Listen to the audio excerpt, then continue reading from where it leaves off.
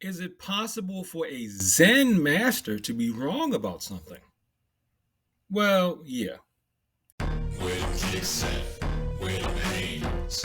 Where them holes? Where them throws? You know what I'm saying? See, The martial arts. Well, I'm going to say where I agree with the Zen master. If you look at that video, I believe there were 7 points that the Zen master made about things that need to be kept private. I would say that I would agree with a lot of these points. He says to keep your intentions, your personal goals, your charitable deeds, your training and practice and progress, family affairs, wealth and possessions, and your spiritual experiences. In general, I would say you keep those private if you're around people who are deeply violent and or deeply ignorant. If they're very negative people, you probably already know not to share anything with them. So if they're very negative, as it is, they're someone who you know are profoundly insecure. They're people who you know but try to hurt you or try to use you for their own gain.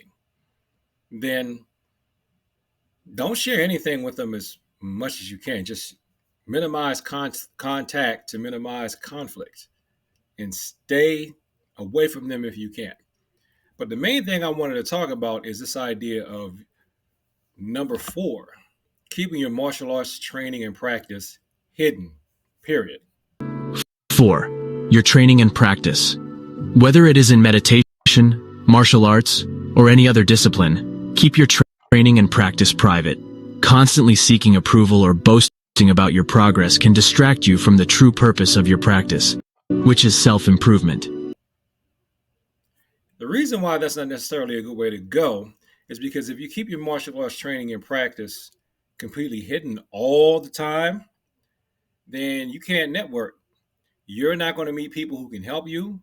You're not going to meet people who will support you. You're not going to meet people who will be able to train you. You might not even meet people once you get to instructor level who would want to be a student. So I know on this YouTube channel, I'm open about my martial arts practice, and it's got me students. It's helped me find people who can train me as well. So I'm also not in a situation where I'm at the complete and utter mercy of people who I know would try to hurt me because of it. So perhaps I'm in a different position than the people who are around this particular Zen master. But, I understand being secretive. I understand guarding what you say because you just don't want to attract negative attention and envy and the jealousy of others. But like the Bible says, there's a time and place for everything under the sun. And that means there's also a time and place where you would want to be open about your martial arts practice. Not saying you have to go around bragging and hitting people over the head with it all the time or making people think that you feel like it makes you better than others.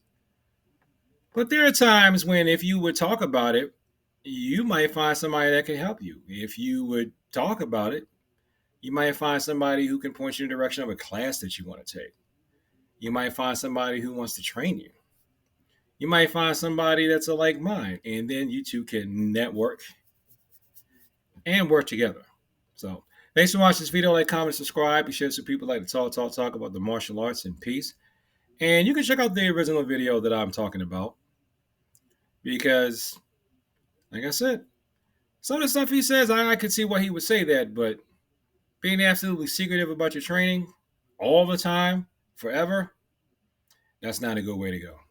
That's only going to hinder you after a while because you're just going to, as Bruce Lee said, create a box and trap yourself there. Peace.